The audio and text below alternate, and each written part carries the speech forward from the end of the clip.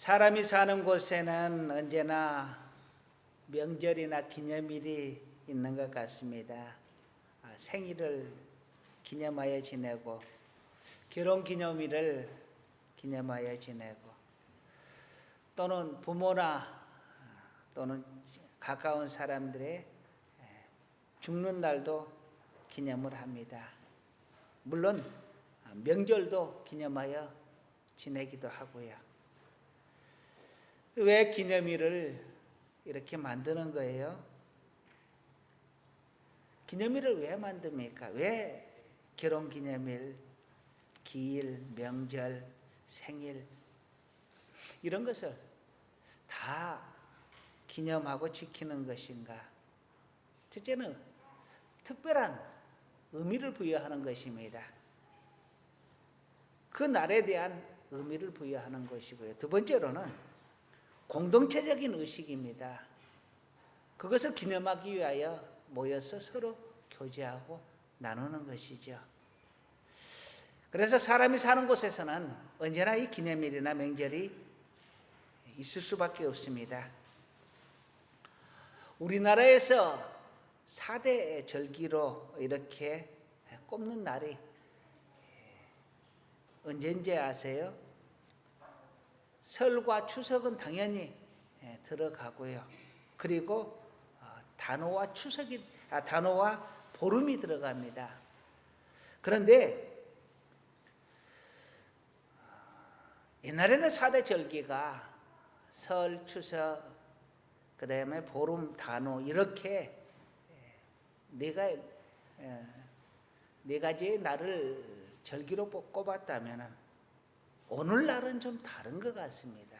이게 현대화가 진행이 되고 그 다음에 세계화가 진행이 되면서 외국의 명절이 우리나라로 들어와 버렸습니다. 그것이 바로 크리스마스하고 석가탄신일입니다. 크리스마스하고 석가탄신일, 그 다음에 추석, 설은 쉬는 날이죠. 명절로 쉬는 겁니다. 그러니까 옛날에 우리의 기념일과 지금의 기념일은 어떻게 보면 다르다고 할 수가 있습니다.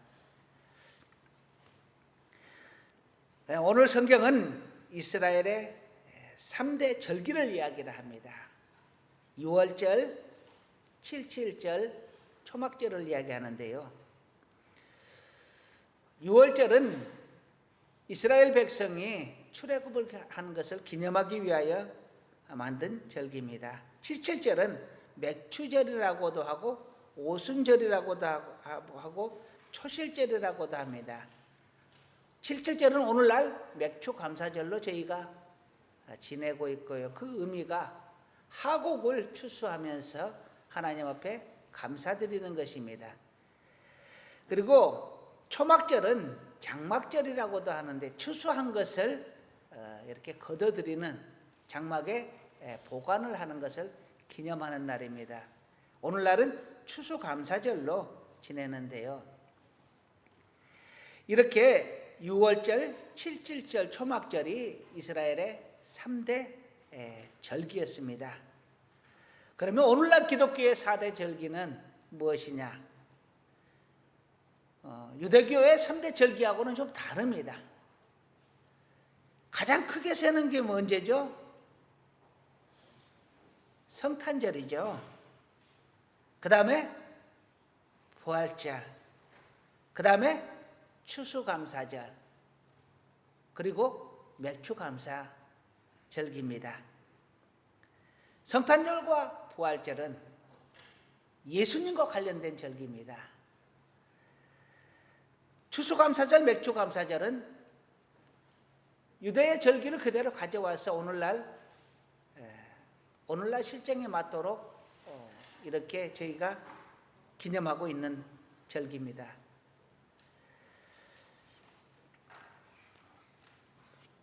생각해보면 한국의 명절과 그 다음에 유대, 이스라엘의 명절, 우리 기독교의 명절은 조금 차이가 있습니다.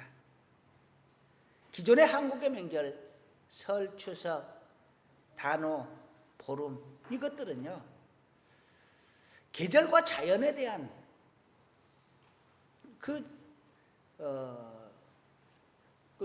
그 중심으로 이렇게 구성이 되어 있습니다.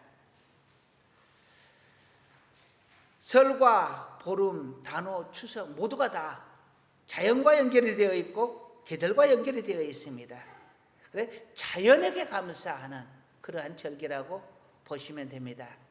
그런데 우리 유대교와 기독교의 절기는 그 중심이 하나님에게 있습니다.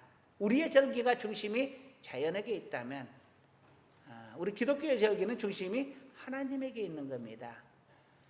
그래서 예수님의 나심과 예수님이 죽었다가 부활하신 날과 그리고 우리에게 하곡과 축복을 주는 하나님에 대해서 감사하는 것이 우리 기독교의 절기입니다. 어디에 중심을 두느냐에 따라서 절기가 조금 다르지요.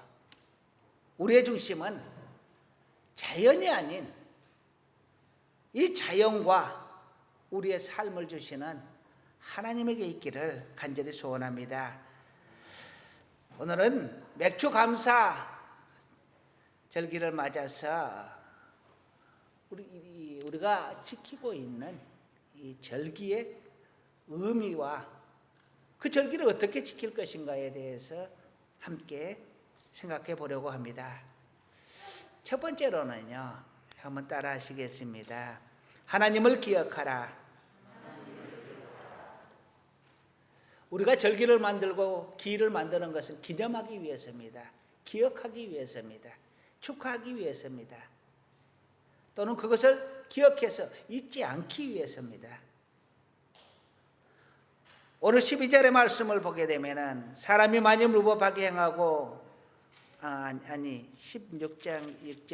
6장이죠. 12절 한번 같이 읽어보겠습니다. 시작. 너는 애굽에서 종되었던 것을 기억하고 이 규례를 지켜 행할지니라. 아멘. 종되었던 것을 기억해라 하는 것입니다. 너희가 종이었다가 해방이 되었는데 개구리 올챙이째 생각 못한다는 말이 있지요. 우리가 어려웠을 때 그때를 기억해야 합니다. 또 3절에서는 이렇게 이야기를 합니다. 유고병을 그것과 함께 먹지 말고 이래 동안은 무교병 곧 고난의 떡을 그것과 함께 먹으라. 이는 내가 애굽 땅에서 급히 나왔음이니 이같이 행하여 내 평생에 항상 내가 애굽 땅에서 나온 날을 기억할 것이니라. 아멘. 유월절에 대한 기념을 이야기하는데요. 너희가 애굽에서 종되었던 것 그리고 출애굽했던 것을 기억해라. 너희를 애굽에서 구원하고 건져내신 하나님을 기억하라 하는 것입니다. 하나님께서 이스라엘 백성을 출애굽시킨 목적은 하나님께서 그들을 구원하셔서 그들을 하나님의 백성 삼고 하나님께서 그들의 하나님이 되시기 위하여 그들을 출애굽하였다. 그들을 구원해 내셨다라고 말씀합니다. 여러분이 교회로 부름을 받은 것은 하나님의 백성을 삼고자 하는 하나님의 뜻이요, 하나님이 여러분의 하나님이 되시고자 하는 뜻이 담겨 있는 것입니다. 이것이 바로 출애굽의 목적이요, 하나님께서 우리를 부르신 목적인 것입니다. 그래서 하나님께서 우리를 당신의 백성 삼아서 우리를 구원하고자 하심에 우리를 부르신 목적이 있습니다. 그리고 그것을 위하여 우리 주님께서 십자가를 지셔야만 했던 것이고요. 사도 바울은 말합니다. 하나님의 은혜를 기억하라. 범사에 감사해라. 범사에 감사한다는 것은요, 모든 일에 하나님의 은혜를 기억하고 하나님 앞에 감사를 올리라는 것입니다. 하나님께서 함께 하심을 기억하고 감사하라는 것입니다. 살면서 우리는 우리에게 잘못된 일, 불만이 많은 일, 힘든 일은 기억을 잘합니다. 나에게 원수된 일은 기억을 잘합니다. 그러나 늘 있어왔던 감사에 대해서는 기억을 잘 하지를 못합니다. 어떤 분이 간증을 하면서 내가 죽을 병이 걸렸는데 하나님의 은혜로 나았습니다 하면 다 아멘 하고 감동합니다. 그런데 사실은 죽을 병이 걸렸다 나은 것이 감사할 것이 아니고 우리가 지금 이렇게 편안하게 살고 있고 병 걸리지 않는 것이 더 감사할 일입니다. 이 감사를 우리는 잊고 산다라는 것입니다. 저도 부모된 입장이지만 내 부모가 내 자녀가 건강하기만 하면 얼마나 좋을까라는 생각을 해본 적이 있습니다. 하나님 건강하게만 해주세요. 그러면 됩니다. 라고 했는데 건강한 아이가 태어나는데 이제는 또 불만이 많습니다. 이 아이가 좀 똑똑했으면 좋겠습니다. 공부를 잘했으면 좋겠습니다. 말을 좀 잘 들었으면 좋겠습니다. 불만은 가지지 못한 것에 대해서 우리가 가지고자 하는 욕심에서 나오는 것입니다. 아니, 가지고 있는 것을 더 많이 갖고자 하는 욕심이라고 해야 할 것입니다. 하나님을 기억하는 자는 감사하며 하나님께 영광을 돌릴 줄 아는 자여야 합니다. 그러면 우리가 어떻게 하나님을 감사할 것이냐, 어떻게 하나님을 기억할 것이냐. 우리가 하나님을 기억하는 방법은요, 하나님 앞에 예배드리는 것입니다. 두 번째는 하나님의 말씀을 기억하면서 그것을 지키려고 노력하라는 것입니다. 세 번째로는 모든 내 주어진 삶에 대해서 하나님 앞에 감사를 드리는 것입니다. 이렇게 하나님 앞에 감사하고 하나님의 말씀을 기억하고 그 말씀을 지키려고 애쓰고 그리고 우리가 주의를 지켜 하나님 앞에 예배드리는 이것이 곧 하나님을 기억하는 것입니다. 하나님께서 우리를 부르셔서 하나님의 백성 삼으신 것은 하나님께서 우리로 하여금 예배드리며 찬송을 받기 위함입니다. 우리가 하나님께 예배하고 감사하고 하나님의 말씀을 따라 살려고 했을 때 하나님은 우리를 도우셔서 우리를 거룩한 자로 살 수 있도록 도와주실 줄로 믿습니다. 두 번째로는 따라 하시겠습니다. 택한 곳에서 제사를 드려라. 택한 곳에서 제사를 드리라고 합니다. 아무 데서나 제사 드리지 말고 하나님이 선택한 곳, 하나님이 세운 곳, 하나님의 전에서, 하나님의 성전에서 예배를 드리라라고 말을 합니다. 제사, 곧 예배란 것은요, 하나님을 높이고 섬기는 의식입니다. 그런다면 이 하나님을 높이고 섬기는 것은 하나님의 방법대로 해야 하는 것입니다. 내 생각에는 이런데 그것은 내 마음대로 신앙이죠. 하나님께서 원하시는 방법대로, 하나님께서 하라는 방법대로 제사를 드리고 예배를 드리는 것이 마땅합니다. 그것을 받으실 이가 하나님이시기 때문에요. 세상의 방법으로 내 의지대로, 내 지식대로, 내 지혜대로 하나님 앞에 예배 드리는 것이 아닙니다. 하나님의 방법대로 예배를 드려야지요.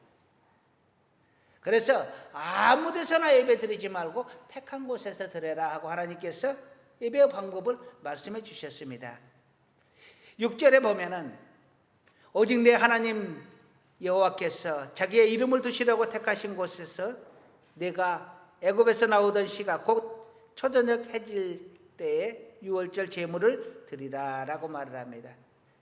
하나님께서 이름을 두시려고 택한 곳 성전에서 제사를 드려라라고 말합니다. 11절에서는 너와 내 자녀와 노비와 내 성중에 있는 레위인과 및 너희 중에 있는 객과 고아와 과부와 함께 내 하나님 여호와께서 자기의 이름을 두시려고 택하신 곳에서 내 하나님 여호와 앞에서 즐거워할지니라. 아멘. 하나님께서 택하신 곳에서 예배드리며 즐거워하라 라는 것입니다. 오늘 16절을 한번 보시겠습니다. 함께 읽어보겠습니다. 너희 가운데 모든 남자는 1년에 3번 곧 무교절과 칠칠절과 초막절에 내 하나님 여호와께서 택하신 곳에서 여호와를 배웁되 빈손으로 여호와를 배웁지 말고. 아멘. 하나님께서 택한 곳에서 하나님을 배워라. 하나님 앞에 예배를 드려라 라는 것입니다.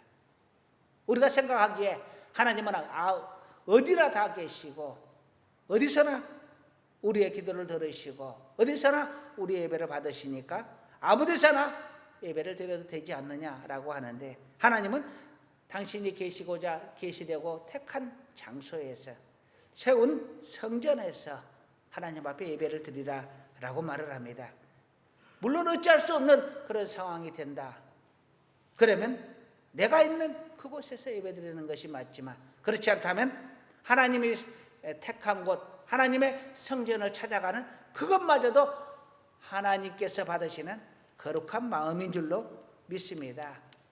하나님은 그렇게 거룩한 모습으로 하나님 앞에 서기를, 그렇게 정성을 다하여 하나님 앞에 서기를 간절히 원하십니다. 성전은 하나님의 집이라고 합니다. 하나님이 계시고자 선택한 곳이라고 합니다. 성령님께서 계시는 성령의 전이라고 합니다. 그리고 만민이 기도하는 곳, 즉 모든 사람이 누구나 피부 색깔에 관련 없이, 인종에 관련 없이, 잘나고 못남에 관계없이 모든 사람이 다 들어와서 기도할 수 있는 곳, 예배할 수 있는 곳, 그것이 곧 성전입니다. 성전에서 예배를 드리는 것은 내 마음대로 드리는 것이 아니라 하나님께서 원하시는 대로 예배를 드리는 것입니다. 우리도 하나님께서 택한 이 성전에서 예배 드리기를 즐거워하고, 이 성전에서 하나님께 영광을 마음껏 돌려드릴 수 있는 우리 모두가 되기를 간절히 소원합니다. 세 번째로는, 따라 하시겠습니다. 빈손으로 제사를 드리지 말라. 오늘 16절에서 보면은 여호와께서 택하신 곳에서 여호와를 배웁되 빈손으로 여호와를 배우지 말고, 17절은 각 사람이 내 하나님 여호와께서 주신 복을 따라 그 힘대로 드릴지니라 라고 말씀을 합니다. 각 사람이 하나님께서 주신 복대로 하나님 앞에 드려라. 드릴 수 있는, 하나님이 은혜를 주신 만큼 하나님 앞에 드려라라는 것입니다. 많이 하나님께서 여러분에게 축복을 주셨으면 하나님께서 많이 받으시기를 원하실 것이고, 적게 주셨으면 적은 것으로 하나님 앞에 드리기를 원할 것입니다. 힘 있는 대로 드리라는 것입니다. 사실 너무 무리해서 드리는 것이 아닙니다. 그런다고 너무 자린고비처럼 그렇게 하나님을 예우하지 말라라는 것입니다. 누가복음 12장 34절에서는 예수님께서 이렇게 말합니다. 너희 보물이 있는 곳에 너희 마음도 있으리라. 하나님께서 물질을 받아서 어디에 쓰시겠습니까? 물질이 없어서 하나님께서 물질을 드리라는 것이 아닙니다. 너희가 그토록 소중하게 생각하는 그 보물을 하나님 앞에 드려라. 그 보물 안에 내 마음도 있다라는 것입니다. 우리는 물질을 드리지만 하나님은 그 물질보다는 그 물질에 들어있는 우리의 마음, 우리의 눈물, 우리의 땀, 우리의 헌신, 이것들을 보시는 것입니다. 헌금을 드리는 이유는 이것입니다. 감사한 겁니다. 하나님, 참 제가 어려웠을 때도 있었습니다. 그런데 이만큼 베풀어 주셔서 감사합니다.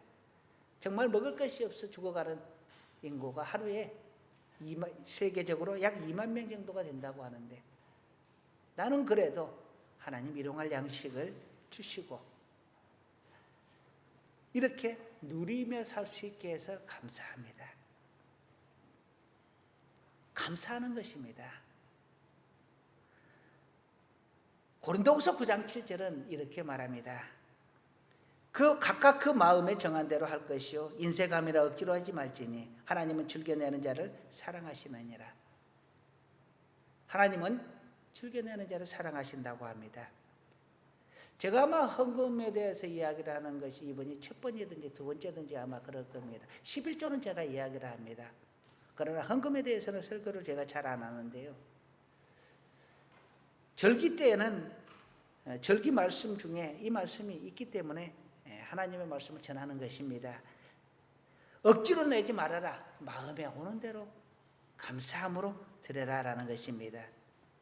우리는 헌금을 계산할 때 이 사람이 100만 원을 냈느냐 10만 원을 냈느냐 만 원을 냈느냐 1000원을 냈느냐 정량으로 계산을 합니다.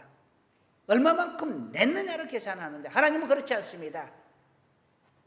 정성을 측정을 하는 것입니다. 얼마만큼의 마음을 담아서 내느냐. 그래서 예수님께서 성전에서 헌금을 내는데 옆에서 지켜보고 있었습니다. 그러자 부자들은 주머니를 가지고 와서 주머니에서 뭉텅이로 돈을 꺼내서 조르륵 헌금함에 넣었습니다. 그런데 한 과부가 자기는 돈이 없으니까 쭈삣쭈삣하고 와서 겨우 숨겨서 2렙돈을 헌금을 넣었습니다. 그 말을 넣은 부자가 있는 반면에 하루 임금이 여인의 임금이 1렙돈이었는데 이틀치 임금을 이 과부가 넣은 겁니다. 그러자 예수님께서 부자가 넣은 헌금을 칭찬하는 것이 아니라 이 과부의 헌금을 칭찬합니다. 부자는 많은 것 중에서 조금을 넣었지만 이 과부는 자기가 가진 모든 것을 하나님 앞에 드렸다라는 것입니다. 우리는 양으로 측정할지 모르지만 하나님은 그 마음의 정성을 측정하신다라는 것입니다. 하나님 앞에서 속일 필요도 없습니다. 마음을 보시는 하나님이시라고 말을 합니다. 사실 헌금은 내 믿음대로 드리는 것이고 내게 주어진 대로 드리는 것입니다. 내가 아직 헌금 드릴 그런 믿음이 안 됩니다. 11조를 드릴 믿음이 안 됩니다. 또 11조를 드려도 온전하게 다 11조를 드리지 못하겠고 아직 그만한 믿음이 안 됩니다. 그러면 안 드리거나 아니면 내가 마음에 감동이 오는 대로 적게 드릴 수도 있습니다.